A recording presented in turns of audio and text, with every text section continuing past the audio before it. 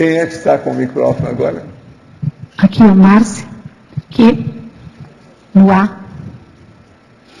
Você podia falar um pouquinho aqui na frase enfática, o final da frase enfática, reação cosmoética face à ação anticosmoética? Bom, essa frase enfática, ela foi escolhida porque quando a gente busca no direito, os advogados, eles costumam sempre responder na mesma moeda. Existe uma certa tendência as respostas serem item a item, ponto a ponto, para contrapor cada fato. Então, aquela ação, aquela forma, aquela atitude, ela vem de um jeito. Na nossa vida também é assim. A gente costuma... Como que é a minha reação diante das agressões, diante das pessoas que me magoam? Eu continuo reagindo de forma passiva ou agressiva? Ou eu sou assertiva? Se eu for, por exemplo, uma pessoa passiva diante de uma ação anticosmoética, ou se eu for agressiva, a minha reação, ela está sendo anticosmoética também. Porque no momento em que eu fico passiva, no sentido de estar me vitimizando, eu não estou evoluindo, não estou me reciclando, eu estaciono, porque eu fico numa interprisão grupocármica, né, em que eu fico ali entre a interprisão e a vítima. A mesma coisa quando eu estou sendo agredida, por exemplo. Então, a reação cosmoética diante dessa ação anticosmoética é aquela reação da assertividade, sem agressividade, sem passividade ou vitimização. É bem aquele ponto em que a gente para de defender a vítima num processo. A gente defende, como advogados falando, ou até como pessoa, a gente pode dizer que a gente para de ser vítima, a gente defende o direito ou a própria dignidade ou aquilo que está efetivamente sendo afetado dentro daquele contexto conflitivo. Está entendido? Sim. Eu queria te fazer outra pergunta.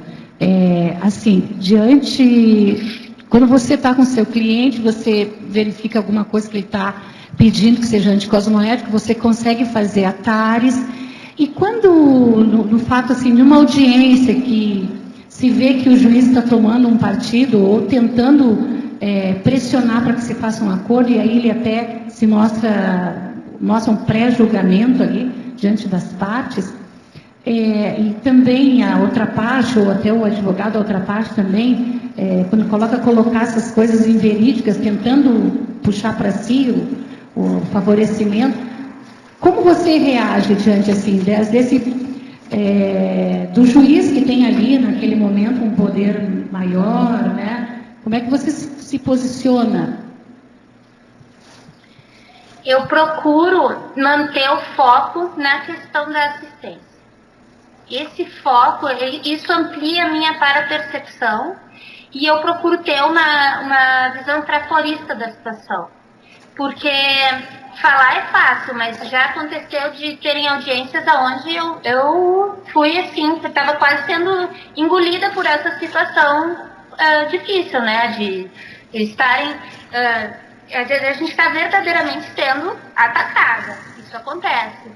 Então, na hora, tem que botar energia mesmo, manter aquele foco trafarista e interassistencial, e eu tenho obtido, assim, digamos, a maioria dos resultados tem sido positivos, principalmente, Jussara, depois que eu comecei a advocacia interassistencial com a técnica, essa que eu falo ali na tecnologia, que é a técnica da amparabilidade parajurídica, porque eu vou me avaliando muito, essa técnica é boa. Me ajuda no momento, sabe? Obrigada. Fui clara? Sim, obrigada. Bastante. Márcio, para cada caso que você pega, quantos que você recusa? Eu não fiz esse cálculo ainda. eu estou na fase em que eu renunciei a mais da metade dos processos do escritório. E como eu comecei esse trabalho efetivamente, assim, de forma técnica, porque eu vinha fazendo empiricamente, eu comecei de forma técnica. Em fevereiro, eu percebi que os clientes, a maioria dos clientes que me procuram, são clientes que precisam daquela assistência. Então, eu tenho feito poucas das coisas novas, são poucas coisas que eu estou precisando abrir mão. Acho que os amparadores podem estar me ajudando a botar a pessoa certa. As coisas também financeiras, assim, eu sempre passei por altos e baixos financeiros, sabe? Então, acho que as coisas estão vindo muito sincronicamente, para que tudo dê certo. Eu acho que é o momento, né? Então, eu renunciei a muitos processos, eu me posicionei com muitos clientes, tipo, chega pro fulano, um cliente diz, olha, você vai fazer isso, se não fizer isso, eu estou fora. E aí a pessoa, eu tenho que fazer essa TARES, né? Na hora de escolher, porque se eu não faço a TARES, ele não vai saber por que eu não tô pegando ação, eu estou renunciando ao processo. Então, eu faço a TARES, eu digo, olha, eu para pegar essa ação, você precisa fazer tudo aquilo que eu orientar. Se a pessoa não faz, eu renuncio. Então, eu estou mais assim.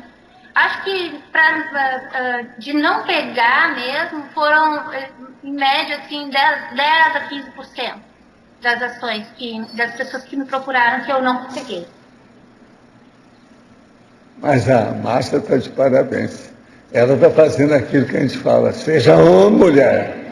Pelo seguinte, ela está fazendo advocacia, não apenas cosmoética, mas verbaciológica e tenepsológica. Do jeito que ela está falando, expondo aí, parabéns para ela. Isso aí está muito positivo. E que não é fácil. Muito obrigada. Não é fácil. Márcia? Não é fácil. Márcia, primeiro eu queria te parabenizar pelo verbete. Satisfação ver um verbete teu aqui, né? E eu queria te perguntar na página 24, o item 59 da taxologia, veracidade. Você fala do combate à corrupção através da autoincorruptibilidade versus o ato de negar os fatos sabidamente verídicos até o momento da produção de provas em sentido contrário. A minha pergunta eu fiquei na dúvida no sentido que quando você não tem certeza da situação, né? Então, o cliente vem conversar com você, você está ali na assistência, tudo, mas você não sabe se ele está falando a verdade ou não. Qual seria a postura mais cosmoética ou como é que você lida com a situação? Eduardo, eu faço o seguinte. Primeiro, muito bom te ver também. Faz bastante tempo. Como é que tá a Pri? Está aqui do meu lado. Um abraço para ela. Então, eu faço uma cláusula contratual.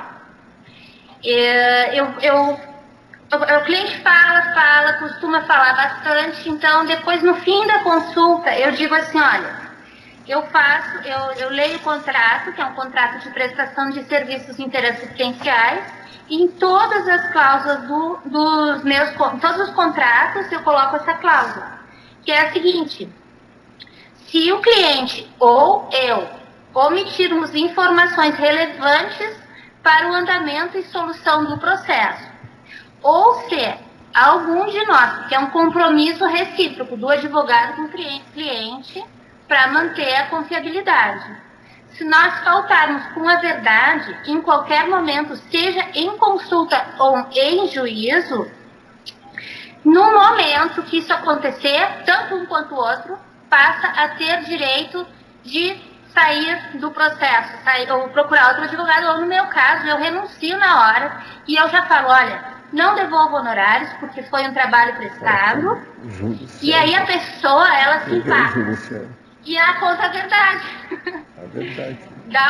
A pessoa normalmente fala o que está faltando, porque a gente tem essa percepção da mentira ou da omissão e vem o que falta. Quando vem o que falta, eu me posiciono, olha, se é algo que está fora, não. Ou se é algo que dá para a pessoa mudar, ou enfim, aí eu aceito o processo. É isso. Obrigado. Agora, o professor Sérgio, eu acho que seria bom você se pronunciar, você é um representante da turma aqui hoje, né? É doutor em Direito, ele conhece tudo, sabe tudo. Quem é? A Adriana também está por aí, é? Se dessa turma vir, cadê o Júlio César? Não está aí? Pois é. Mas, ô, Sérgio, vamos ver. Você conhece a Márcia? Não, não conheço a Márcia. É, lá de Gramado, sabe? A terra do cinema. Mas já não brinca em serviço. Não, está muito bom, gostei muito do verbete, parabéns, Márcia, não te conheço, né? Mas queria te perguntar o seguinte, você falou um pouco aqui de mediação, que é mais a minha área que eu conheço mais. É a né? área dele. Ele é doutor em Direito, hein, Márcia? Fica sabendo disso. E a gente fez um trabalho no juizado por algum tempo como conciliador, então conheço um pouquinho essa parte aí. Eu queria te perguntar, por que você não colocou aqui na elencologia o mediador? Acho que faltou aqui. Elencologia, Isso, vamos ver. Colocar Qual é o- a página, Sérgio? é na página 20. Na página 20. Colocar o mediador e a mediadora. é isso? Isso. Ou talvez o conciliador. Acho que é uma boa dica, Sérgio. Acho que é uma boa dica. Eu vou ver com a Rosa, né? Que é a nossa Tá bom. Minerva, né? Mas eu acho que é uma boa dica, porque é bem pertinente a questão do tema. Ok, obrigado, viu? Parabéns.